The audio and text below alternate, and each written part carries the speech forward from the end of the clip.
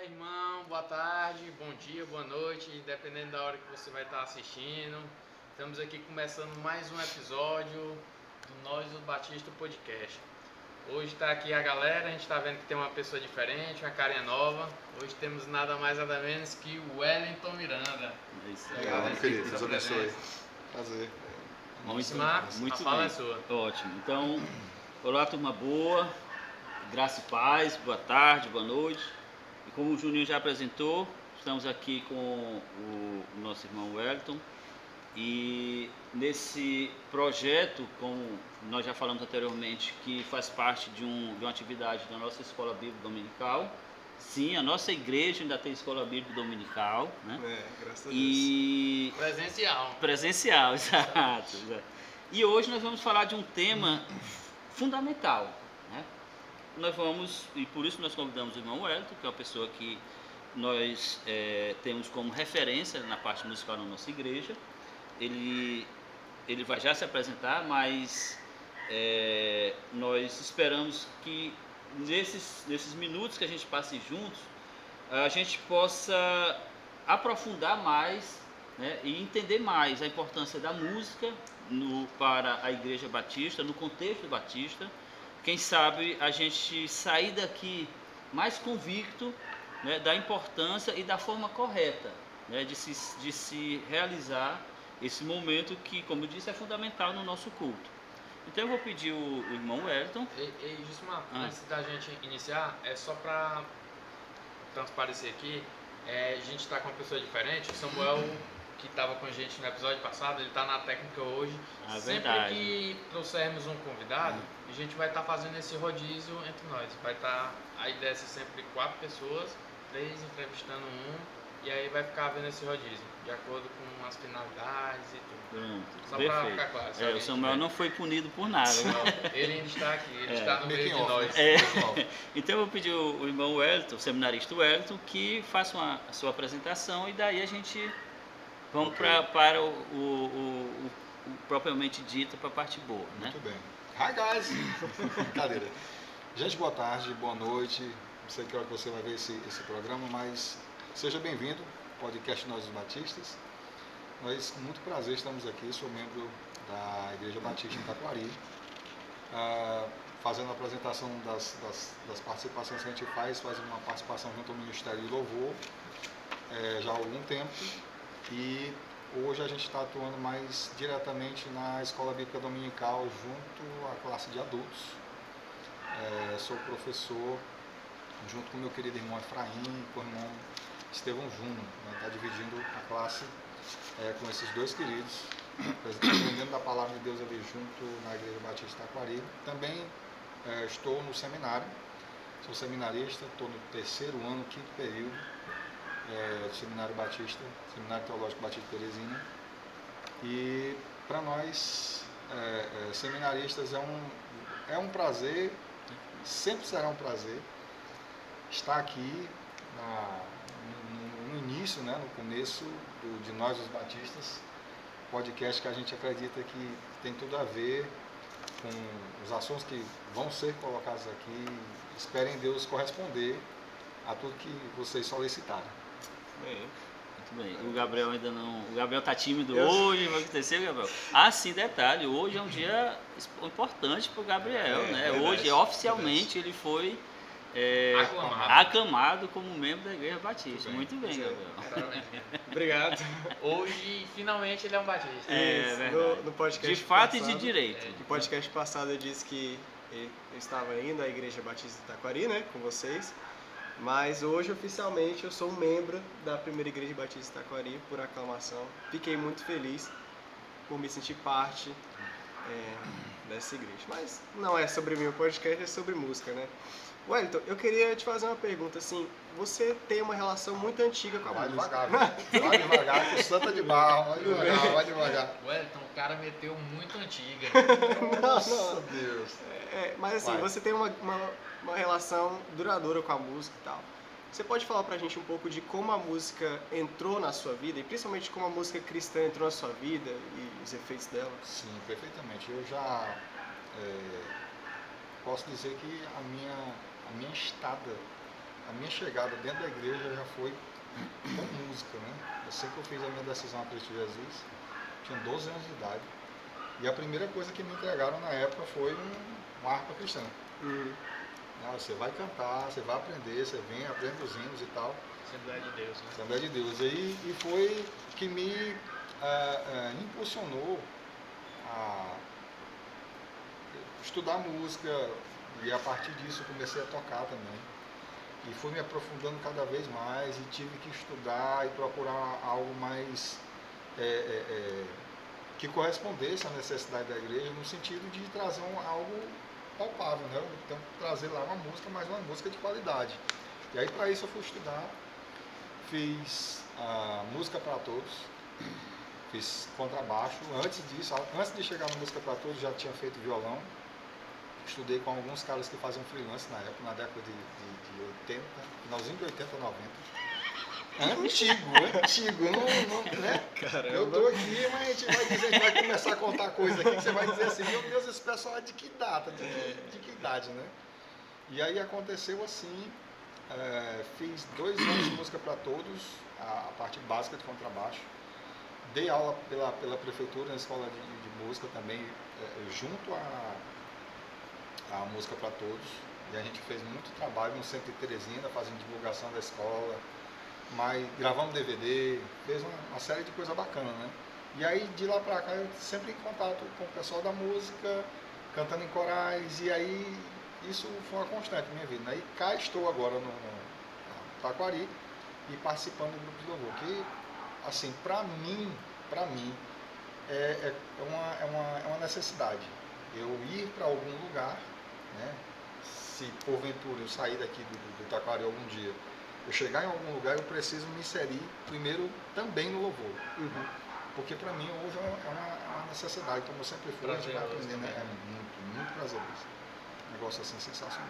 E Wellington, pegando um pouco o gancho da pergunta do Gabriel, quando foi o início de tudo, teve algum tipo de influência? Ou foi aquela influência visual de olhar, ou foi influência familiar? Não, a influência foi porque, assim, eu sempre admirava o pessoal da música, porque eu já entendia que aquilo mexe com as pessoas de alguma forma. Hoje a gente sabe mais profundamente que música é ensino, né?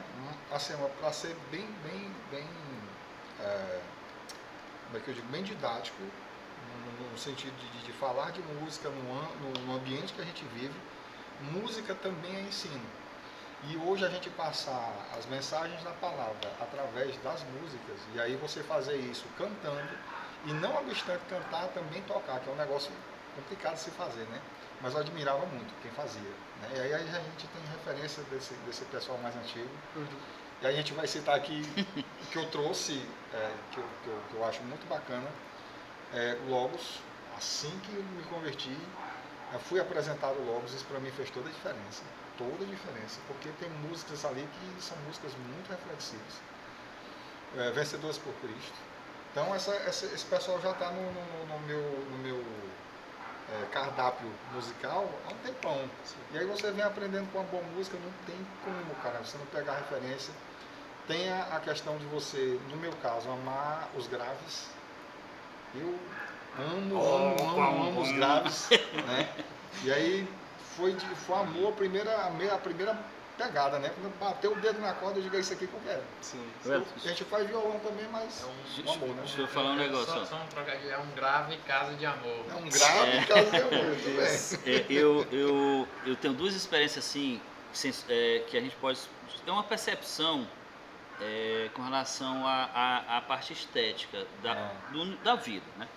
Primeira vez que eu fui ao mar, que eu fui à praia, eu indo para Luiz Correia, e aí quando a gente chegando, eu nunca tinha ido no mar, aí eu dirigindo, aí eu vi o céu, aí daqui a pouco o céu se mistura com a terra assim, aí quando a minha mente não estava processando aqui, quando eu entendi, eu tive assim um impacto, eu disse, aí eu parei o carro, eu disse, meu Deus do céu, o que é isso? Aí foi que minha mente foi processar, e a minha mente assim, deslumbrada com aquilo.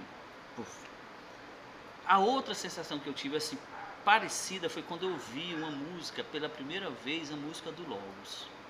Uma sensação que que é um tipo de sensibilidade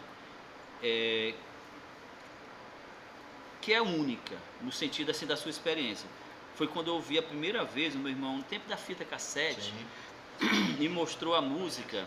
A gente tinha. Não, né? A gente ouviu a falar. gente pegou aqui. Depois tu bota no Google aí, fita cassete. com esses- Abre Quando eu vi aquela música, eu não vou ousar cantar, mas eu vou só citar parte do verso inicial. Jurei Quando que... quando o Senhor restaurou a nossa sorte. Quando o Senhor restaurou. Rapaz, quando eu vi aquele. a nossa sorte. Porque ela é cheia de eu não sei falar exatamente a estrutura musical daquela música, né? Mas assim, ela tem muitos instrumentos, Sim. né? Sim. E ela tem uma preparação, e aí ela vem, e ela vem se veio com impacto. Foi uma sensação parecida que eu tive com o mar. Assim, é uma sensação que ultrapassa, que vem em você e vai lá no fundo, né? Por que eu estou contando isso? Tu falou sobre o impacto da música, né? E a música na igreja, e a gente falando da Igreja Batista, a gente vai já sentar num ponto crucial, que é o cantor cristão, mas a gente, como é que eu posso dizer? Tu vem de uma época que é parecida com a minha, década de 80, 90, Sim. como cristão, e há um processo de transformação da música. E o impacto que isso gera nas pessoas. Assim, qual a área do ser da pessoa que está sendo impactada no decorrer da história? Aí vai Eu não ter- sei se eu vai- fui claro. Isso muito, porque aí vai ter uma diferença gritante com o que nós estamos vendo nesses últimos anos. É porque um dia o gospel descobriu o Coldplay e aí decidiu copiar todas as músicas deles e inserir no nosso Deixa eu meio, dizer né? uma coisa para você, só antes de tu fechar aí, ó. Inclusive, muito bom, por sinal. Em mais ou menos 1995, 96, eu li uma entrevista de um cantor muito famoso, que era dono da maior gravadora do Brasil de então, da gravadora, que eu não vou dizer o nome, porque depois ela nem tudo existe bem. mais, mas tudo bem. E nessa entrevista, um dos filhos dele, que estava assumindo o lugar dele na direção, disse o seguinte, o cara perguntando, o que é que você espera que aconteça no segmento evangélico e tal, não se falava ainda nem bem gospel, né? A palavra gospel estava entrando ainda. Influência norte-americana. Aí ele disse assim, o nosso sonho aqui no Brasil aconteça como acontece nos Estados Unidos. Por exemplo, lá tem um Grammy, tem uma categoria gospel. Sim. Então a música gospel não tem distinção, não tem essa barreira entre secular, ou como a gente chamava no passado, mundano, e cristão. Então lá não tem mais essa barreira. Aí eu botei a mão na cabeça, ponto.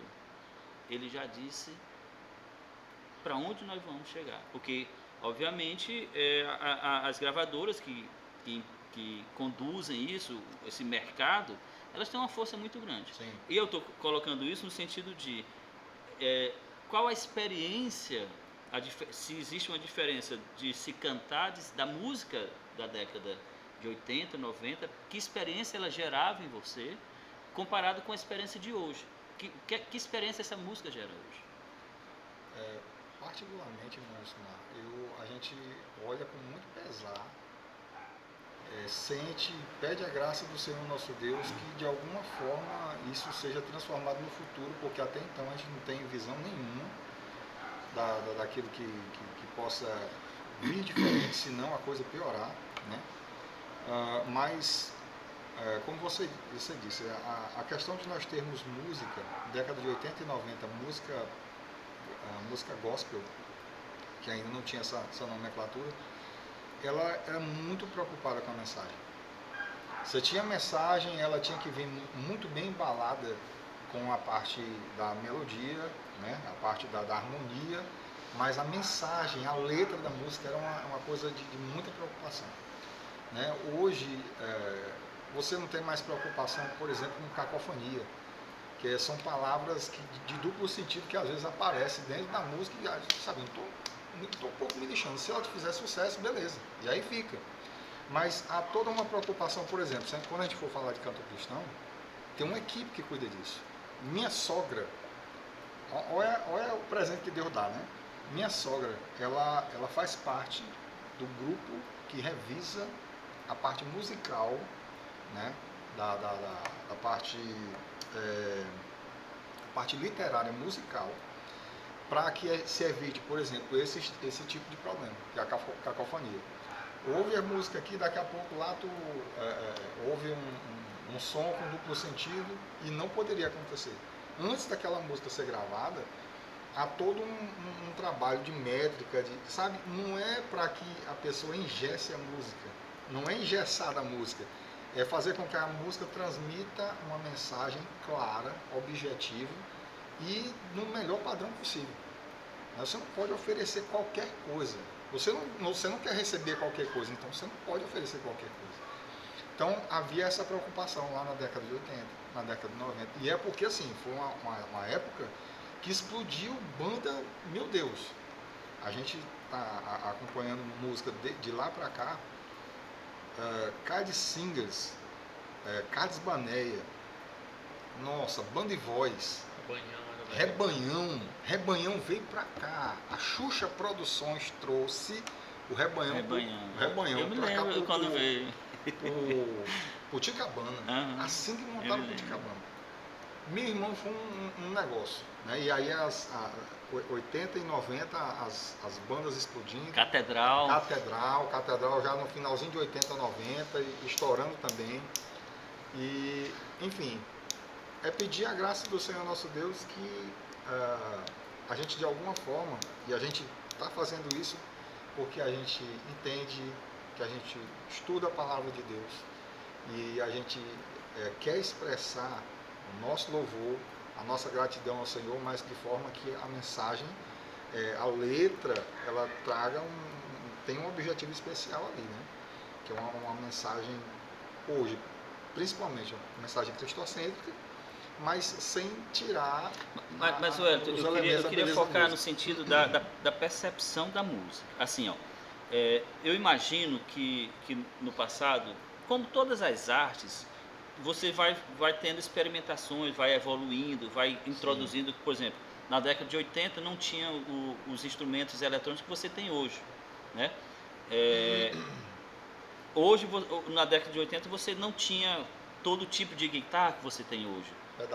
Essas coisas. Eu sou uma pessoa totalmente leiga no que diz respeito à música, mas o processo histórico, eu acho que ele deve ser semelhante a todas as áreas. Por exemplo, eu sou da área de tecnologia, então o que se falar em computador na década de 80 não é o que na década de 90 e sucessivamente. Já ficou obsoleto, né? Vai acrescentando. Tu consegue perceber assim um objetivo, tu consegue descrever o objetivo da música que era feita na década de 90, 80, em que parte da gente ela queria tocar. Eu vou dar um exemplo. Assim, quando eu comecei a ouvir músicas, eu também tenho a origem na Assembleia de Deus, mas tirando os hinos da harpa, quando a gente ouvia certas músicas, a gente não tinha, por cultura assembleiana e pela própria o ambiente da música, a gente não tinha uma percepção a gente não era levado a querer se movimentar, a querer dançar. A música daquele tempo não tinha como prioridade impactar no seu organismo os sensores que te movimentam. Algum tipo de reação física, né? Física. E hoje, quase toda música atual te leva até um cara como eu, que nunca dançou na vida, fica com vontade de dançar. Esse poder da música, é disso que eu estou falando.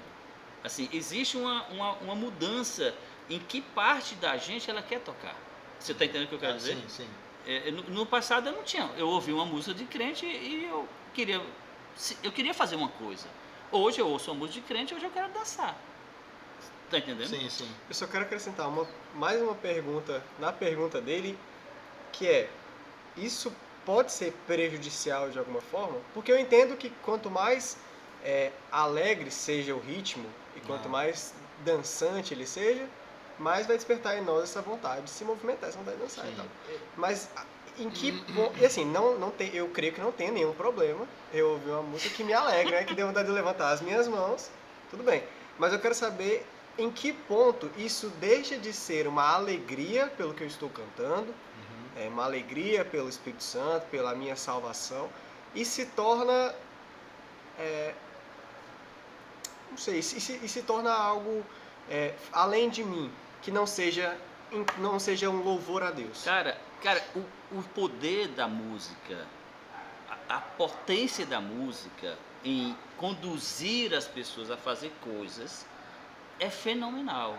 Quando a ficha cai, você consegue entender como é que, por exemplo, um Freddie Mercury na década de 80 conduziu 200 e poucas mil pessoas no Maracanã que não sabiam falar inglês ficar cantando lá aquela loucura no Rock in Rio. Como é que um cantor, e eu vou citar nomes aqui que ninguém se chateie, mas um Roberto Carlos, um Ivete Sangalo, uma Beyoncé, assim, a música naturalmente tem esse poder. E eu quero que o Wellington me esclareça que coisa que mudou na música, porque mudou. Mudou. Eu era, na década de 80 e 90, eu era jovem como vocês são jovens agora. E eu não tinha vontade, quando eu ouvi uma música, eu não tinha vontade de dançar. E hoje, com meus 49 anos, eu ouço uma música e 90% da música me levam a desejar isso. E eu não desejava quando ouvia. Por exemplo, você pegar uma música do Logos.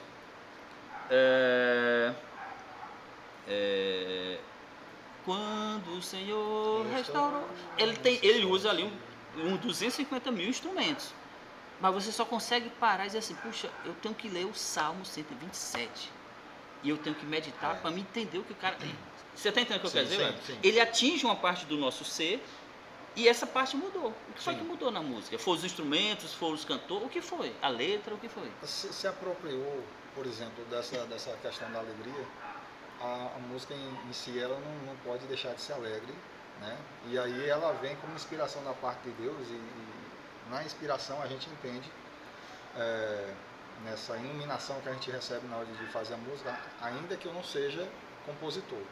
Eu não sou para dizer como isso chega de uma maneira maravilhosa na cabeça do compositor e tudo. Mas mudou no sentido de eu estudar e saber que música me provoca reações e reações físicas para que eu fique para cima ou para baixo, no sentido de ânimo, né?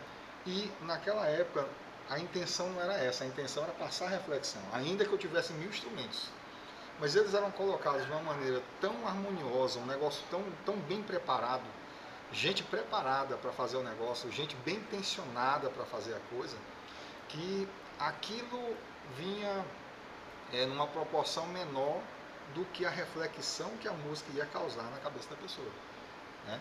Quando o Senhor restaurou a nossa sorte, quais sonhadores nos sentimos, e aí você embala na reflexão, você capta na mesma hora, isso aqui é passagem da Bíblia, e aí entra de uma maneira doce, gostosa dentro da pessoa, a pessoa não esquece mais. Então hoje a gente lida com isso mais de perto, diz assim, música é ensino. E aí cuidado com as músicas que você coloca hoje dentro da igreja, que é uma coisa complicada. Tem uma professora que é renomadíssima no mundo secular, e ela já dizia assim, o governo entendeu há muito tempo atrás que a música também era um meio de se massificar uma ideologia, um pensamento. Com certeza. Né? E tome música aí para que essa nação, para que esse povo tenha determinado comportamento. A gente, então, saindo do âmbito religioso, né, e indo mais para o âmbito político, a gente vê, por exemplo, o investimento financeiro que países sul-asiáticos fizeram com a música. Entendeu? Eles são estudiosíssimos nesse sentido, de grande estudar a reação. Demais. Deixa eu dizer um negócio que vocês nunca ouviram falar, presta atenção, que eu descobri recentemente. Vocês sabiam que o regime militar brasileiro investiu pesadamente nas escolas de samba? Como assim? As escolas de samba foram construídas no imaginário popular dentro de um sistema militar. Elas tinham relações, como as escolas de samba hoje têm tinham com os bicheiros na década de 80, elas foram o boom do carnaval, naquelas grandes desfiles, foi exatamente em associação com o governo. Você está entendendo? Tanto é que muitos enredos na época falavam e elogiavam o Brasil na ideia da visão dos militares de então. Você está entendendo? Basta ver também hoje o que é que as escolas elas fazem totalmente contrário hoje. Então, assim, o processo de construção de uma ideologia, dos primeiros soldados que são usados é a música. A música está lá na frente, né? Daí vai para o ponto central da nossa conversa aqui. A importância da música como elemento de construção da nossa identidade cristã e batista. Eu acho que o Júnior tem uma pergunta, Júnior? Não, mais uma... Sim, aí depois eu quero fazer uma fala específica, mas estava esperando um momento. Assim, eu sigo uma linha assim, de raciocínio sobre como a música ela é, ou pode ser, não sei se literalmente é, mas como ela pode ser dividida no meio cristão. Por exemplo, são em 3 partes. Parte vertical, que é a parte que sai de você para Deus. A parte horizontal, que é de você para com a igreja. E a parte que sai, que transcende a igreja, que é o que você vai estar cantando para fora. Ou seja, você tem a música de adoração a Deus, você tem a música de comunhão com a sua igreja, e você tem a música evangelística. Esses 3 pilares. O Ismar falou que, não sei o que, com o passar do tempo as coisas foram mudando. Eu penso que talvez, por exemplo, um dos 3 que eu mencionei, talvez uma época foi mais forte do que os outros. E hoje a gente vê que outros são mais fortes. Por exemplo, da década de 80 para 90, a maioria das bandas que eu gosto de escutar são bandas de rock que foram justo nesse período. Essa década de 70, 80 e 90 foram bandas que o rock e o metal estavam no seu auge. E eu não vou deixar passar essa oportunidade. Eu gosto de rock também. Agora o rock... Tu gosta de rock também? Tu gosta de rock também, Gabriel? Não, gente, eu acho o rock um estilo maligno. Eu odeio eu vou ter que me retirar dessa mesa. Eu vou dizer assim, cortando o Juninho já voltando para ele. Para mim, a primeira que me pegou, porque o rock nacional era um rock, na época 80, 90, era uma coisa de protesto, muito misturada, muito bagunçada, não era só protesto aquilo. Não, sim, né? sempre tinha ideologias ali. Aí para você captar, eu queria captar alguma coisa que tivesse conteúdo mesmo, né? Embora não fosse na minha língua, que é o inglês. E aí eu conheci o Petra Price. Aí pronto, eu tenho aquilo como referência de rock. Não, só escuto rock mundano, então. Não, Petra Price. Perdoa. Sim, voltando aí. Essa época, geralmente, você tá aqui 3 bandas de rock, barra metal, nacional, gospels que eu gosto. Oficina G3, que pra mim foi a minha banda de maior influência. Oficina G3. Oficina G3 cresceu muito bom. Fruto Sagrado. Deixa eu botar aqui, riscando aqui já. Nossa. Oficina G3, Fruto Sagrado E Resgate. Pronto. Resgate. Por exemplo, foram Não 3 das conheço bandas que eu escuto até hoje. Eu sou dos anos 2000 e escuto banda bandas da que 80, se formaram do final de 80 para 90. E aí desse tempo todo, Eles estão em atividade até hoje, como por exemplo o G3. Como explicar por que eu gosto dessas músicas, eu não faço ideia. Eu tenho uma linha de raciocínio. Eu tenho uma teoria. Eu tenho uma linha de raciocínio pelo seguinte fato. Essas 3, né, mais especificamente eu vou falar de uma que influenciou, acho que a grande maioria do pessoal que gosta de rock nacional, gospel, e a Oficina G3, que é a participação de pessoas que estiveram ou estão envolvidas com a palavra. Não foi uma banda de garagem que chegou e se formou assim. Era gente envolvida diretamente na obra, pregação da palavra, mas que gostava de rock. E aí a gente precisa passar isso de alguma forma, a linguagem do rock.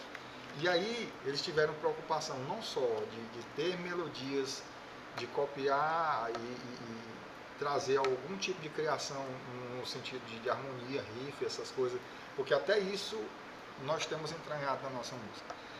Dizer assim, a nossa música ela é completamente diferente daquilo que ele conhece de música secular, não. E foi ficando cada vez mais parecida de 80, 90 para cá. porque a gente também tem referências musicais no sentido de quem está tocando aqui na questão dos acordes, jogo de acordes. Tem uns acordes aqui que eu faço, que, meu Deus, terminei de fazer esse acorde aqui, se for só playback, o cara diz assim, rapaz, isso é música fulano de tal. Eu dizia, não. Porque já faz parte de um exercício, já faz parte de um... Enfim. Então... É que é por isso que ele está dizendo, por exemplo, o ré que eu faço no meu teclado, tocando uma música na igreja, é o mesmo ré que o tecladista do Pantera, uma banda de metal bem black mesmo, faz. Por exemplo, o ré é o mesmo. Entendi. O som é o mesmo. Mas tu há de convir, por exemplo, o rock norte-americano,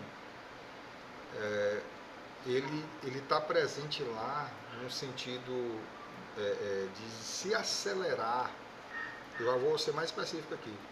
Se acelera alguns jogos de acordes, se acelera alguns jogos de acordes e já são acordes que eram tocados dentro do gospel norte-americano. Eles gostam muito do blues.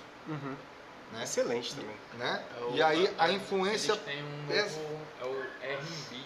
R&B, o soul e aí, também. O soul, e aí Nossa, isso uma foi maravilha. nascendo 80, 90, isso foi O jazz. influenciando, isso foi contagiando.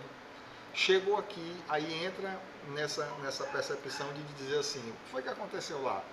E lá quebraram a barreira do religioso com o secular. A coisa, né, foi tomando um corpo só. Aí você disse assim, eu já sei que fim isso vai tomar, o fim do gospel, né? Pra E nós, acaba porque que... a gente foi chegando depois, a gente foi pegando Sim, a gente foi tendo essa percepção depois. As coisas começam a acontecer lá e depois de um tempo elas vêm para cá, né? Para acontecer aqui. Acaba que historicamente, quando a gente vê a história da música, principalmente a norte-americana, é que a gente percebe que ela vai e volta sempre pro mesmo ponto. Então, por exemplo, você tem um pequeno Elvis que vai numa comunidade cristã negra e ouve um pessoal tocando soul, tocando jazz ali pela primeira vez e tocando uma espécie de rock. Aí aquele pequeno Elvis cresce, explode no mundo e apresenta o rock para o mundo. Aí o Elvis é conhecido como o pai do rock. Aí o Elvis, ele influencia as bandas de rock. E as bandas de rock influenciam as comunidades cristãs de novo. Entendeu? Então, e a gente, talvez por uma síndrome de falta de identidade, um pouquinho de falta de identidade, mas também pela paixão pelo que a música produz, a gente daqui do Brasil, a gente vê o movimento de fora, o movimento americano, caramba, esses caras estão valorizando muito o rock, o que é isso? Aí a gente insere na nossa sociedade. E aí quando a gente insere na nossa sociedade, a gente vive disso. Então, por exemplo, as bandas de worship, né? Worship hoje, elas tocam um rock, querendo ou não, entendeu? Um pop rock. Deixa eu que tem colocar essas bem aqui origens ali. um antes e depois, na minha opinião, assim, uma pessoa totalmente leiga com relação à música, mas para mim, um antes e um depois, década de 90, o movimento comunidades. Comunidade da Zona Sul, comunidade não sei o quê. Para mim, a minha percepção é que foi um antes e um depois, porque ali houve uma profissionalização do que se convencionou chamar ministério. E toda vez que eu me refiro aos cantores na igreja como ministério, minha língua dá um calo, nasce um calo que eu me recuso, mas é a maneira como começou a se falar e a minha língua cai quando alguém fala levita, aí é que cai mesmo. Eu tenho sérias críticas com relação a essas duas designações como ministério e levita, mas não vem ao caso. Eu quero que tu me fale se eu estou correto que a década de 90, com essa onda não pode deixar de citar, da Lagoinha, das comunidades, comunidade da Zona Sul, aquela rádio melodia, assim, ali foi um antes e um depois, não foi? Aquelas músicas quase infinitas, que eu não sei como é que dá o nome para aquilo, e com demonstrações teatrais lá, aquilo ali varreu, como fogo em canavial seco, não foi? Sim. Tô certo nisso aí? Perfeito. A gente dá um salto da década de 80 para 90. Sim, porque assim... Aliás, desculpa, década de 80, 90 para 2000 e alguma coisa. Isso. Alguns... Isso se firmou, se colocou como uma coisa cada vez mais comum, como você falou na questão das comunidades. As comunidades foram vendo que precisavam de pessoas, de profissionais para tocar, porque para chegar numa gravadora, a gravadora tinha uma certa exigência para a qualidade de música. Tu imagina que tu entrar numa som livre, né? Não era brincadeira, não era qualquer um que chega lá. Tinha Sony Music. Sony Music, né? É o sonho de qualquer cantor. E aí você vai se preparando em relação a isso. E aí tem o mercado da música. A que ponto o mercado está aquecido para receber essas pessoas? E é um mercado completamente promissor. Se abriu Se assim. abriu completamente. O É um Elton negócio. vai no show da Xuxa. A criação... Cantar no show da Xuxa. Os grandes meios de divulgação. Raul Gil. Hoje o SBT tá meio que abrindo a coisa também, né? Não, e hoje em dia nem se necessita mais da televisão. Com a criação da internet. Mas só, o ponto-chave é o seguinte, é uma era pré-internet. É uma era pré-internet, cara, que varreu, não foi, o Edson? Foi uma loucura. Mas acho que ainda hoje a televisão ela tem uma grande influência. Tem. Mas não mais.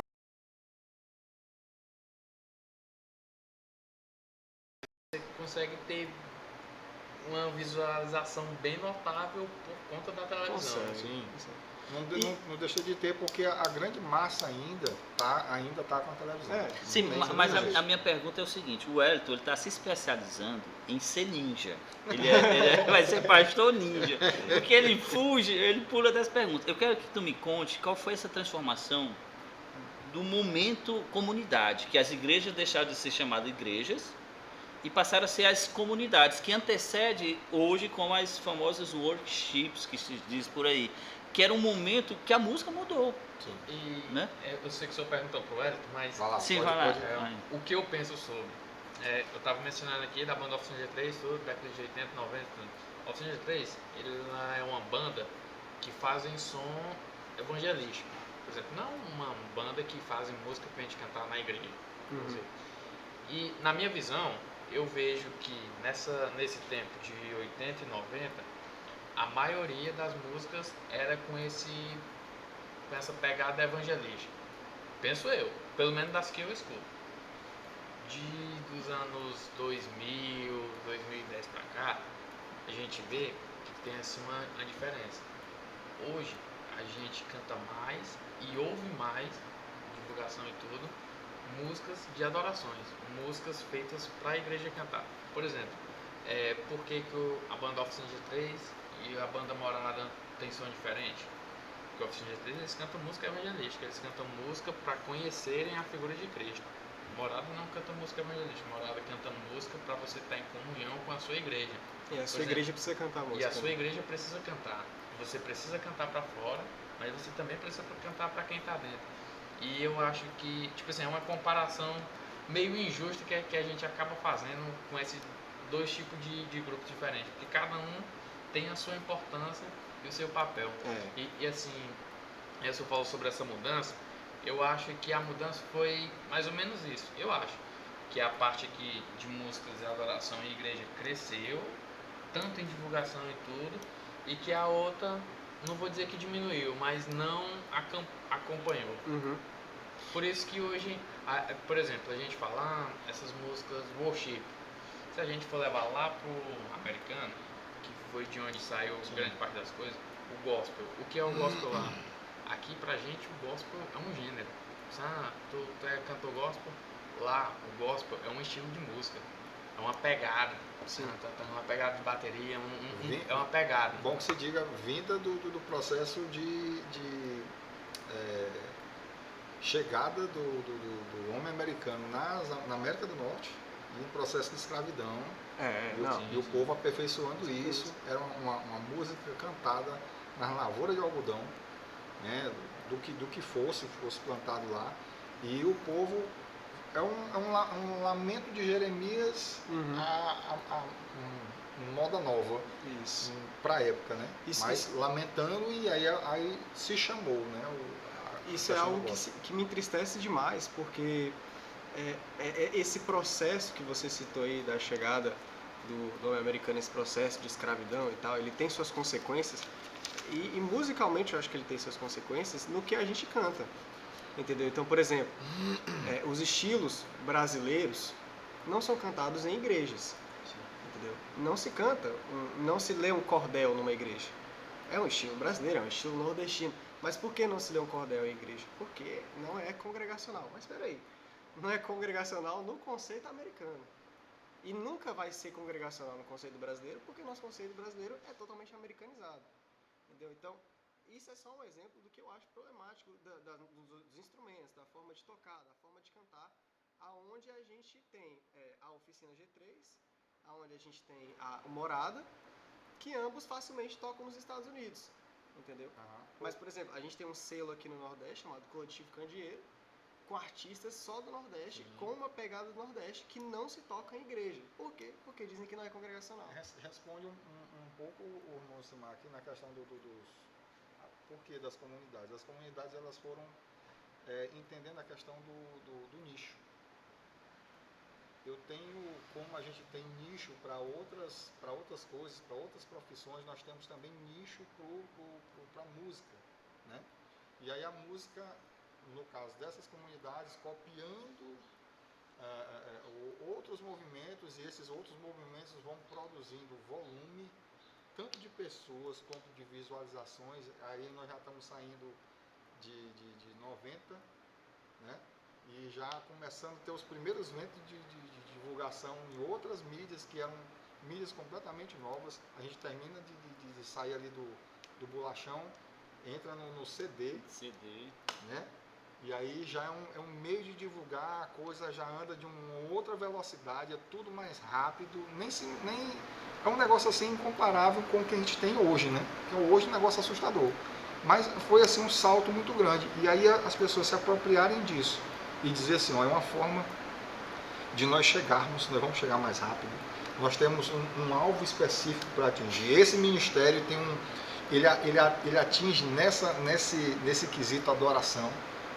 Nós temos um estilo para vestir, que é o estilo adoração, e este estilo, eu tenho certeza que não é só na nossa igreja, é um estilo vindo de algo que deu certo. Eu pego aquela visão, dou encorpada nessa visão, participo da visão, vendo essa visão,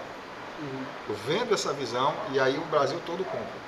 Não compra a visão brasileira, porque não está em alta. Tá. Não se coloca em alta. Agora vem um ponto. Mas tem a visão mas tem um brasileira. ponto bem aí que converge as três histórias que vocês estão contando, que está aqui. Ela está aqui e vocês não citaram, mas ela está presente.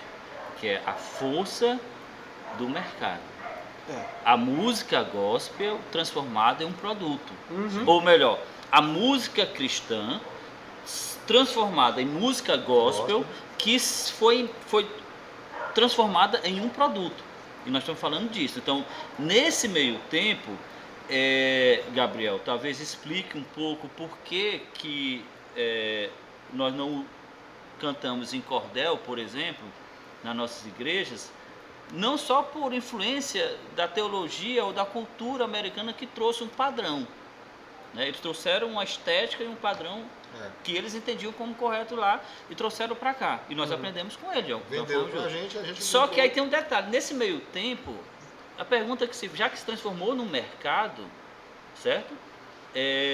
Antes de ela evoluir no sentido de ter uma construção natural, como aconteceu lá, e ela nós construímos a nossa identidade musical, ela se transformou numa coisa, deu um salto, saiu de uma música cristã que gerava em você um sentimento, uma sensação, dá um salto, se transforma num produto, é comprada pelas grandes gravadoras do Brasil. Porque eles entendem o mercado. E nós estamos falando para quem? E aí a gente está falando de dinheiro. Então, assim, a crítica que tu faz, que é correta, mas é até a página 2. Porque, como é um produto, eu vou botar no mercado, eu vou vender, que o pessoal chama de jabá, né? Nas rádios, as gravadoras lançam uma música e investem no marketing daquela música na expectativa. Então, assim, a profissionalização do mercado a criação desse mercado, a profissionalização, as notas de 100 que ficam girando ao redor, começou a definir isso. E aí eu sou muito mais crítico disso do que da herança europeia ou americana que nós recebemos da nossa maneira de cultuar. Você está entendendo? E isso é real. O Oficina G3, provavelmente, ele surgiu, começou, eu não acompanhei, assim, eu sei quem é, mas não acompanhei e tal. Eles são antes disso, mas eu me lembro que uma certa banda muito famosa no meio evangélico, muito, que quando eu era jovem, ela era a banda que era ouvida pelos jovens mais barra pesada da igreja. Estou falando de Assembleia de Deus na década de 90. Uau. Os caras barra pesada, que era Rebanhão, que era Catedral. Provavelmente tu tava no meio dessa turma aí e eu tava só lá de fora, jogando pedra. Eu era. Você não era descolado o suficiente pra ver? Absolutamente. Eu era um nerd. Eu era social, e ninguém. social e A gravadeira explodiu aqui, ó. Eu era. O Se Elton aparecesse uma fumaça de gelo seco, misericórdia. O Elton tava de um lado da igreja, eu tava em outro. Entendi. Pronto. Aí o que acontece? Aí um belo dia, alguém falou para essa turma, disse assim, cara, vocês são bons demais. Bom demais, esse público é limitado. Vocês conseguem vender quantos CDs por ano no meio evangélico? Sei lá, 50 mil, isso aqui. É gravadora tal. Vocês são bons demais para esse grupo. Convence o cara com a nota de 100 e aí diz assim, bora lançar e expandir as fronteiras. Vamos quebrar essas fronteiras entre o gospel, entre o secular e o religioso. Aí um belo dia o cara, essa história que nós ouvimos com muita frequência. A partir de hoje nós não cantamos mais para esse povinho, vocês são bando. Aí começa a chutar, né? Vocês são atrasados, são um povo hipócrita. Aí começa a chutar. Sem cultura. E aí, sem cultura, vocês limitam a arte. E aí o cara tá fazendo aquilo, assim, obviamente, é porque o mercado, ele vê a possibilidade do mercado. Uhum. E aí ele está num programa, numa emissora tal, da Rede Globo, da TV não sei o quê. Cantando nos maiores festivais. Antes ele tinha que ir de igreja em igreja, vendendo CDzinho, agora o cara diz, olha, o que tu arrecadava, eu vou fazer uma campanha na editora tal, vou gastar não sei quantos milhões para divulgar teu CD. Quer dizer, eu vou gastar mais dinheiro divulgando teu CD do que tu ganhar a tua vida toda. Nós estamos falando de mercado. É disso que nós estamos falando aqui. Que vocês citaram e que é algo que a gente tem que pensar. Porque volta para o ponto-chave. A música tem um poder muito grande sobre o ser humano. E quando você embala ela com uma coisa chamada Palavra de Deus, aí pronto, você assim, é uma potência. E eu sempre digo que o poder dos músicos na igreja, eu não chamo de ministros de louvor absolutamente. Para mim essa palavra, ela tem um copyright, assim como o gospel tem um copyright, assim como o Marcha para Jesus tem um copyright. Ministro de louvor tem um copyright, é de alguém, né? É uma marca para ser vendida. Mas os músicos da igreja, eles conduzem o sentimento da igreja. Vocês, Júnior, recebe um passaporte. Vocês conseguem um acesso livre às nossas emoções. Vocês conseguem fazer com que a gente chore ou com que a gente sorria. Isso é poder. Não no sentido espiritual, mas é uma potência da arma que vocês têm, que é a música. Sentido ambiental. Exatamente. Então, isso torna muito mais séria a responsabilidade de vocês, porque vocês, como tu bem falou, música é ensino, é conduzir, né? E aí a gente vai, pra gente... Só um ponto aqui. Porque eu quero falar do cantor cristão, senão não vai ter graça. Não sei se vai casar. Muito ultrapassado o cantor cristão. Não vamos Depois falar dele, não. eu vou contar uma história disso aí. Ainda cantam isso. Pois é. Eu conheço umas igrejas ali. Esses povos batistas ainda estão cantor cristão. Inclusive a nossa. Gente, se você não estiver entendendo, é só uma leve brincadeira aí. É uma piada interna. Talvez o Gabriel, às vezes... Se a sua igreja não usa cantor cristão, toma cuidado, saia se a dessa sua igreja. não tem brincadeira assim. Enfim, um ponto importante, falando novamente da música na igreja. Eu vejo que é uma grande diferença. O senhor mencionou igrejas lá do início dos anos 2000, que tinha os espontâneos de tudo. Sim. Mas se a gente for prestar Passarinho atenção, cantando. Não, que- isso aí é o verdadeiro louvor, rapaz. Os Passarinhos passarinhos louvando a cantando, Deus. rapaz. Pardal cantando a sinfonia para Deus, ensinando vocês aí. uma diferença que eu vejo muito é porque, por exemplo, antigamente a gente tinha a igreja e o ministério que por muitas vezes levava o nome da própria igreja. Sim. O próprio grupo, eles faziam as composições das suas próprias músicas para serem cantadas em suas igrejas, Sim. que acabaram se espalhando de tão boas que Romperam os chegaram- fronteiros. de tão boas e tão ruins também, né? Não sei, né? Também Às não- vezes o ruim não- viraliza, Em né? alguns casos, né? Tudo viraliza, cara. Tudo. Porque o ruim viraliza porque tu dá visualização pra dizer que é ruim. É verdade. Acaba tendo visualização. Enfim, Justamente. as igrejas de antes, eu vejo, na minha visão, que elas produziam suas próprias músicas. E hoje, a gente consome músicas produzidas por outras igrejas. Tipo, é um mal que eu vejo que se perdeu nas igrejas, principalmente batista, de alguns tempos pra cá. Pelo menos nas igrejas locais por aqui que eu conheço. Na minha cabeça aqui agora, eu não conheço nenhuma igreja por aqui, Teresina, Piauí, que cria suas próprias músicas.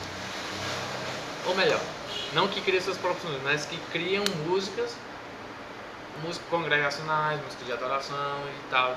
E eu acho que talvez isso tenha um pouco a ver com tudo isso, com essa perca de identidade e tudo. É um pensamento meu. Wellington, existe Não sei o que uma vocês- música batista? Eu acredito assim, que ela assim como a nossa inódia, lembrando o pastor Davi aqui, um abraço pastor Davi, Deus abençoe. A nossa inódia batista, ela vem muito ligada, aí a gente já termina desembocando aqui no cantor cristão, né? Uhum. Com aqueles que vieram fazer missão aqui, né? Os norte-americanos, eles têm muita composição, tá? Tem brasileiros também, mas a gente tem, uma grande maioria das composições foram as pessoas que vieram fazer missão aqui. Então a ideia não era fazer mercado, não era criar a questão do mercado, era passar a mensagem mesmo, através da música. E esse pessoal estudava lá na América do Norte e vinham para cá fazer o trabalho missionário e traziam aí as canções que já são cantadas no meio batista. A gente tem montado o nosso cantor cristão, né? Num determinado período da nossa história batista, fazendo um compêndio das canções desses irmãos que vieram trazendo, organizando tudo direitinho, estudando, vendo uma forma disso ser colocado em um único volume, que até chegar aqui demorou, não foi fácil, não foi brincadeira, há todo um estudo, há todo um preparo para estar aqui. Então, assim, hoje, por identidade, se você tem identidade batista, você naturalmente já recebe o cantor cristão como referência de música pra gente. Eu acho que a questão de não termos música, que a nossa igreja não se preocupe em fazer músicas para ela cantar, é porque a gente vive ainda se abastecendo do cantor cristão. Eu tenho certeza que das igrejas que ainda fazem uso do cantor cristão, que não tem o cantor cristão como uma parte obsoleta, enfim, é um veículo alimentador daquilo que há de melhor na música cristã para trazer mensagem ainda para as nossas vidas. Eu não vejo outro no sentido de dizer assim, nós temos por identidade, né? Se a gente for fechar a identidade, onde a gente tem a história dos missionários que foram contadas, de situações que apareceram aqui, da vida desse pessoal, que aqui às vezes tem hinos que vão contar testemunhos, né? Aconteceu determinada coisa em minha vida, eu comecei a transformar isso em letra, e aí terminou aqui no cantor cristão. Wellington, mas é o seguinte, eu acho que eu tenho duas teorias sobre essa transformação, e é uma teoria totalmente de um leigo. A primeira delas é o poder do mercado, que está impulsionando. A outra, essa vai agradar o Samuel.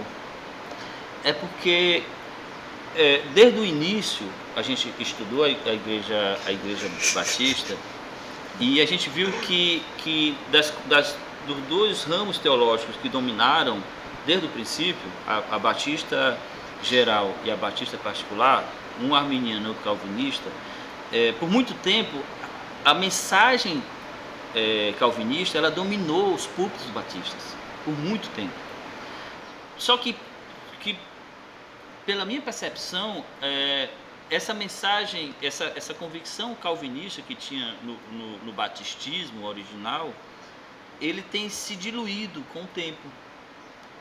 E em função disso, eu acho que é uma mudança muito mais profunda na convicção batista de ser. Eu não estou fazendo uma defesa do calvinismo, eu estou tentando descrever um processo histórico. Né? Até o episódio 5.432 vão descobrir se eu sou calvinista ou arminiano. Mas eu estou descrevendo, assim, eu estou tentando criar uma hipótese de um processo histórico em que, por exemplo, outro dia eu estava conversando com minha esposa e disse assim, qual foi a mensagem calvinista que você já ouviu na Igreja Batista nos últimos 20 anos? Eu, Jucimar, não me recordo de ter ouvido uma mensagem calvinista dentro da Igreja Batista nesses 23 anos que eu me congrego na Igreja Batista. Certamente o Samuel não pregou. Não pregou nesse dia. Então, mas assim, eu não quero polemizar nesse ponto, mas é só apontando que por trás dessa mudança, dessa mudança litúrgica, teológica, inológica, não sei como é que chama, musical, tal. Também tem esse pano de fundo dessa transformação nas bases do sistema teológico. Sim. E para a gente já finalizando, existe... Só um critério, sobre músicas compostas dentro da igreja, não sei, mas talvez daqui pro final do ano Olha aí, a gente... tem alguma As novidade. pessoas da nossa igreja tem alguma novidade. Ou não. Você vai ter que nos Cria uma expectativa para depois vai ter que nos assistir até o final do ano. Já vá orando, porque assim, Deus tem iluminado corações e mentes aqui, que a coisa tem acontecido e a gente vai de alguma forma incentivar para que isso continue. E sou suspeito a falar sobre o que estamos falando aqui, sobre quem estamos falando aqui. Letras belíssimas e totalmente bíblicas. Que inclusive você vai poder cantar na sua igreja, igreja. no próximo ano, quem sabe, Exato. ou final do ano. Vai Aqui depender muito da sua oração e da sua fé. É verdade. Então é o seguinte, o cantor cristão, para a gente ir para o momento letra e música, o cantor cristão ainda é atual, Elton? Ainda atual. Ou ele se tornou desnecessário, irrelevante, assim, porque quer queira, quer não, a prática da experiência cristã no meio batista tem sido transformada. Sim. Né? Ela sofre muita influência. E uma das razões de esse podcast existir é porque nós resistimos a isso. Não que a gente se feche e se enclausule e queira ressuscitar ou viver um passado que não nos pertence. Mas nós acreditamos que a experiência batista, ela é válida para hoje. Sim. E é por isso que existe nós, os batistas. Mas aí meu objetivo, o cantor cristão tem alguma relevância ainda no meio batista? Só tem. A gente começou citando aqui alguns grupos e na própria década de 80 e 90 teve muito grupo que se valeu dos hinos aqui com uma roupagem ou uma música mais alegre, mais dançante, atual, tá? né? Mais atual. Eu já cheguei a cantar em corais aqui em Teresina, eu cantei num coral onde a gente recebia um kit. E nesse kit de 10 músicas, 5, 6 delas eram do cantor cristão. Então assim, eles traziam a letra que está aqui garantida de toda uma lisura, né, em relação da mensagem, da palavra, mas com uma roupa mais leve, né, uma coisa mais palatável, né, para que a gente pudesse digerir. E aí eu faço sempre a lembrança, a menção de dois grupos que eu acho que foram muito importantes e que usaram muito, tanto o cantor cristão como as mensagens bíblicas. Vencedores por Cristo, né, que a gente tem raiz desse pessoal até hoje. João Alexandre é um nome assim Cara, assustador. Wellington, essa turma nova, boa parte nunca ouviu falar do VPC. Cara, isso é um crime. Isso é um crime. Quase um crime contra a humanidade. Se você disser assim, eu sou batista e não ouviu ainda VPC, se não ouviu Logos... É porque não Você é o batista. É meu primeiro Aí, dia então, como batista. Peço desculpa. Vá se atualizar, né? Se atualize Show de e bola. ouça o que há de melhor É na verdade. música. Né? A música que a gente chamava ainda com princípio de coisa jocosa ainda para época, era música evangélica, né? Sem tirar os grandes nomes também que eram e ainda hoje são aclamados. Osés de Paula. Tem um cantor que é ligado, obviamente, sempre a Deus, que ele é um marco. Armando Filho. Armando Filho. Assim, esse eu cara, conheço, né? nenhuma condenação. Aquela música não tem como não ter vindo. Kleber Lucas Assim, também. Não. Não, aí... Vamos né? vamos voltar O Samuel vai editar essa parte. Então, cara, existe uma coisa fantástica, mas tudo bem. Só pra... Falando de músicas e tudo, você falou em Investidores por Cristo, eu me remeti aqui. No ano passado, eu fui convidado para tocar em uma conferência para ajudar lá o grupo que ia tocar, lá na Igreja Batista de Jota. E lá, o ministro... o ministro convidado era o pastor Luciano Manga, ex-fundador da banda Oficina G3, ex-membro e pastor da Vinha. Eu descobri que o nome é Vinha e a gente lê Vineyard. Ele é pastor da Vinha no Rio de Janeiro. Sim. E aí eu tive a honra, inclusive, de poder tocar com ele, né? Um abraço aí. Um abraço Você não O tá seu assistindo colega, aí. né? Não sei se eu lembro de mim, provavelmente não. Mas enfim, Ai, meu Deus do céu. nesse grupo lá dos músicos e tudo, tinha um cara em específico, esqueci o nome dele, é Gilson alguma coisa, mas ele tinha um apelido, o apelido dele era de Mota. Meu professor, De foi Mota, meu professor. de Mota, ele estava sendo técnico de áudio lá nesse evento que eu estava tocando. E em um momento, um bate-papo, ele me contou que ele tocava com os caras dos Vencedores por Cristo. Ele tocou a última formação recente, Sim, o irmão do 2017, o Ismael, irmão do pastor Natan. Sim. Foi na última formação com Gils e companhia. O Ismael daqui Teresina, Gilson também que tem passagem aqui. Gilson me ensinou contrabaixo. Né? Ele era freelancer na época, década de 80, 90, febre das bandas. Eu tinha acabado de comprar monstro. Era produtor da gravadora do filho do missionário Lázaro Gustavo. Não, o missionário Gustavo. Gustavo. Eu esqueci o primeiro nome dele, chamava missionário Gustavo, né? Gustavo.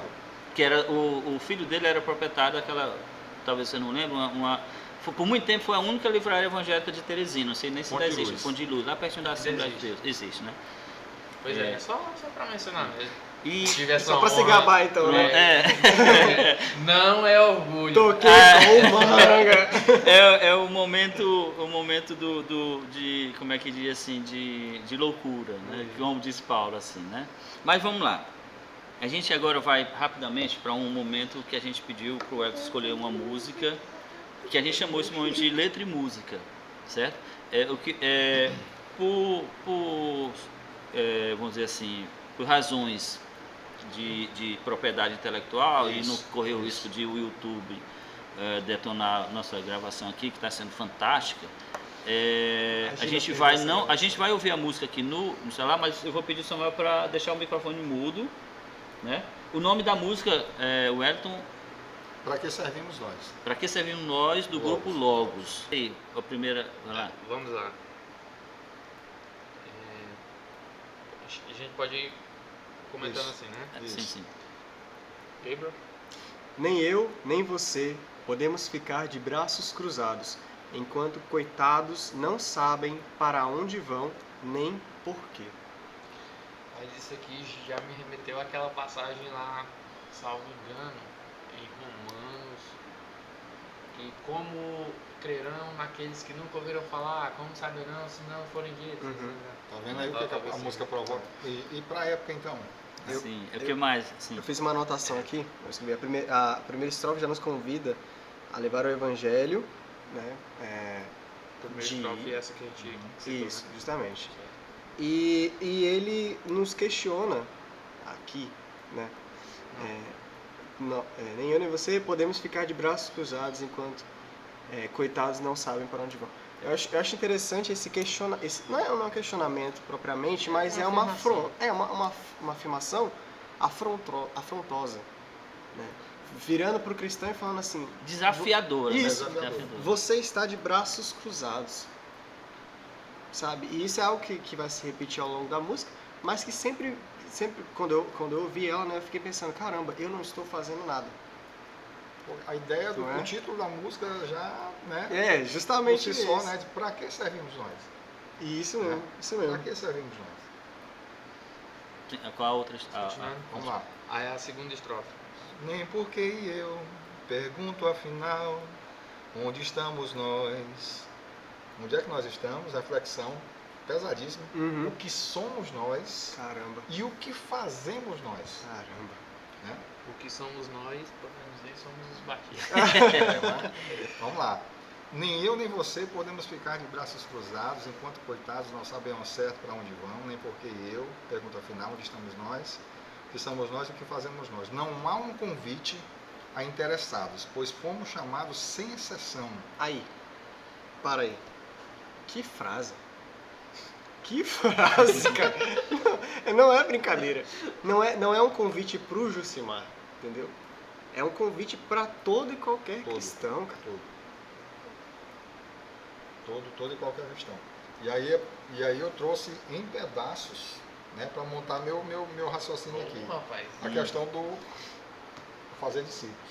Eu tenho a responsabilidade, enquanto eu recebi da palavra de Deus, amo essa visão, né? E essa visão é uma visão sensacional de dizer assim, recebi a palavra, eu sou responsável por também, a partir de agora, ser testemunha do que essa palavra Olha, pode agora produzir deixa eu te em mim. fazer uma pergunta. Já terminou? Já foi a última história? Porque eu estou sem celular aqui. Ainda não, Oh, que isso. ainda não. Dá- Tá muito longe. Mas é porque eu queria assim, que o Elton falasse o momento em que ele descobriu essa música e como essa música te tocou. Ok. Mas vamos até o final da letra pra gente chegar e aí no final tu Ok. Eu acho, que, dissesse eu acho isso. que ele pode Direto comentar já, né? logo Sim, direto. é, porque pronto. E aí a gente faz nossos comentários no final. Mas assim, só uma pergunta, não sei se estava na dele. Quantos anos você tinha e onde escutou ela? Pois Pronto. é, exato. Pronto, essa daqui já é eu terminando, aliás, começando a ir pro contrabaixo. Isso com Isso eu tava com uns 18, 19 anos. década de 70. Aí ele esculhambou agora. Caralho, esculhambou. Década de 80. Década de 80, né? Então, assim, a gente tinha aquela preocupação de estar tocando, sempre se atualizando, estudando e tudo. Mas para que servia isso? E aí uma vez aconteceu de a gente ir para um evento e as pessoas tinham toda uma preocupação de irem identificadas, né? Identificadas. Que eu tenho que botar uma faixa aqui com o nome da minha igreja, eu tenho que botar uma faixa na minha cabeça, eu tenho que ir com camiseta e tudo. Eu disse, não, mas para que serve mesmo isso? Se eu estou fazendo o slogan, fazendo a propaganda, o marketing todinho, mas para que eu estou fazendo isso? Era muito melhor eu pegar e sem levantar essa bandeira e levar o evangelho. Tá? Então foi para isso que eu fui chamado. Eu não fui chamado para levantar bandeira de igreja em local nenhum. O Senhor não chamou a gente para isso. A gente, lógico, tem todo um respeito, toda uma liturgia que a gente abraçou. É um lugar onde a gente escolheu servir a Deus. É o nosso lugar de escolha, Exatamente. servir a Deus. E a gente tem todo o respeito. Mas não pregamos igreja. Não pregamos nesse igreja. A intenção é pregar a palavra de Deus. Então, é para isso que eu sigo. Se eu não servir para isso aqui, é sal sem sabor. Que foi? Não é nada. Então é um sal que não serve para nada, para ser pisado. Né? Ele perde a função que ele tinha para ficar agora ter uma outra função que nada a ver e uma função para calçar o pé das pessoas, para ser pavimento para um outro fim que não o fim que ele foi destinado, que é o salgar. Né? E aí, isso para mim foi importantíssimo assim, dentro da música do Logos. Então, E eu já gostava. E aí depois dessa, aí o negócio estalou Justamente. Perfeito. Nós vamos deixar que os nossos milhões, milhares de, como é que chama? De internautas que já possam assistir esse vídeo se interessem por conhecer essa música. E esse momento nós traremos sempre quando trouxermos aqui um convidado. Nós estamos já indo para o final do nosso segundo episódio, segundo, né? Do podcast. Primeiro. Segundo de 5 mil. Exatamente. Nós, os batistas. E para constrangimento dos meus amigos, eu vou fazer o momento Zornoildo. Jesus amado. E esse momento eu quero chamar para junto da gente, não poderia deixar de chamar para essa conversa os músicos, né? Aqueles que fazem parte de todas as como é que eu posso dizer, de todas as etapas do que se chama parte musical da igreja, né? A parte de estrutura tecnológica, que hoje está muito importante, a parte técnica e dos músicos, dos cantores, dos instrumentistas, né? Chama. Pronto, de toda forma, a isso que se convencionou chamar de ministro ou ministério, né? De louvor. Eita, foi dois casos. Eu quero dizer para vocês que vocês são um elo fundamental para que a igreja se aproxime da graça que é adorar a Deus coletivamente. Vocês são fundamentais numa dimensão que, se vocês entendessem ou já entendem, eu espero que vocês já entendam, obviamente, o quão importante vocês são para conduzir o povo, para levar o povo, para administrar, eu vou usar essa palavra, de uma maneira sábia, de uma maneira responsável, de uma maneira cuidadosa as nossas emoções, né? De uma maneira santa, de uma maneira genuína. Conduzam o povo de Deus, o rebanho de Cristo, de uma maneira sábia, porque vocês têm algo fantástico nas mãos. E é esse o momento, Zornoildo, que eu quero agora encerrar, e agradecendo ao irmão Wellington, né? Nós programamos aqui um tempo, já dobramos esse tempo e a gente nem conversou tudo que poderia conversar, né? Mas eu deixo a palavra para os meus amigos, para também fazer a palavra final, caso queira. O Wellington. Eu queria finalizar trazendo 1 Coríntios 14, 15, que eu tomei como lema para mim na hora do louvor, né? Eu preciso também dizer sobre a motivação, e a motivação das nossas vidas enquanto ministro de louvor, levitas, né? Precisa ser adorar a Deus. Aí eu peguei esse versículo de Paulo e nunca mais esqueci, que é 1 Coríntios 14, 15, diz assim: que farei, pois? Orarei com o Espírito, mas também orarei com entendimento. Cantarei com o Espírito, mas também cantarei com entendimento. Eu faço ao Senhor nosso Deus, mas em momento nenhum eu perco meu juízo. Eu não vou ser fanático, não. Eu vou fazer as coisas com o pé no chão, fazer as coisas de maneira organizada, centrada, com uma motivação certa, né? Que é adorar a Deus e agradecer o convite. A gente espera de alguma forma ter contribuído para o podcast e estamos à disposição dos irmãos caso a gente seja necessário em uma outra oportunidade. Deus abençoe. Nós vamos tentar convidar o Paulo César, aí se ele não aceitar, Nossa! a gente avisa e tu vem de Aí novo. dizer assim, preencheu o lugar de Paulo César, Jesus! Mas é isso aí. Uma coisa que foi falada no primeiro episódio e tudo, em relação que a gente acabou não falando pra ele, pra ver a reação dele ao vivo, né? A nossa logo. Ah, sim. Nossa, Porque a gente logo, pode velho. apresentar todas as vezes que a gente Todas as vezes a gente vai apresentar. Ela é cheia de significados. Isso, mano, diga um dos dos muitos significados que tem a nossa logo? Eu acho que a cor me chama a atenção, Chama porque a ela atenção. remete... Remete a alguma coisa, Exatamente. né? Eu acho que está aqui diante de nós. O cantor cristão. Foi baseado no cantor Na- cristão, né? Não propriamente, mas na cor da letra da... É porque o cantor cristão ele é da- baseado na em- cor original da Bíblia, Ah. da letra da Bíblia, da capa Ué, da não- Bíblia. nada foi por acaso aqui. A gente foi em busca desse preto com essa textura que remete àquela capa de Sim, vidro, aspa, sim. tudo.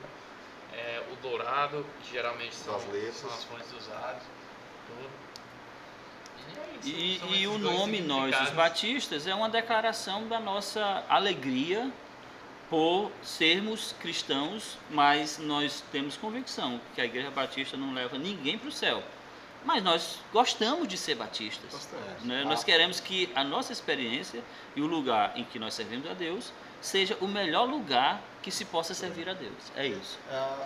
Esse último trabalho que teve sobre a identidade, legado, princípio batista, é algo assim sensacional, que precisa ser, precisa acontecer, eu acredito que pelo menos uma vez por ano. A dizer assim, eu preciso naquela data acontecer aquele evento, e aquele evento vai me trazer, vai me remeter à história, princípio, legado e liturgia, enfim. Né? Nós vamos falar um dia, Hélito, aqui para a gente encerrar, e o Gabriel vai fazer o encerramento, vamos falar sobre ética, mas também vamos falar sobre a estética batista, sabe? E nesse dia aí nós vamos precisar de muita ajuda e muita oração, porque é um tema, É espinhoso, né? assim, mas é fundamental. Vai ser no dia do lançamento do nosso livro. Qual a doutrina cristã correta e por que a justamente. batista? Nossa, identidade é bom, mas desse jeito tá demais, né? Brincadeira, gente. Ah, Gabriel. Bom, muito obrigado a você que ouviu até aqui. Se possível, compartilhe o nosso programa e se inscreva para que você possa acompanhar os próximos episódios. Uma recomendação pessoal: ouça os artistas falados aqui, procure saber um pouco mais da história da música gospel e do quão importante ela é. E não abandone o cantor cristão. Não abandone o cantor cristão. Abraço aí pro pessoal do Seminário Teológico Batista de Teresina, Que vão ouvir. discente, docente, Deus abençoe. Inclusive, por falar em Seminário Teológico Batista, Surpresas, estão ouvindo aí? alguns convidados. Ó, você que tá. Alô, pastor Davi Surpresa. Portela, Deus abençoe. Samuel, fechou? Beleza.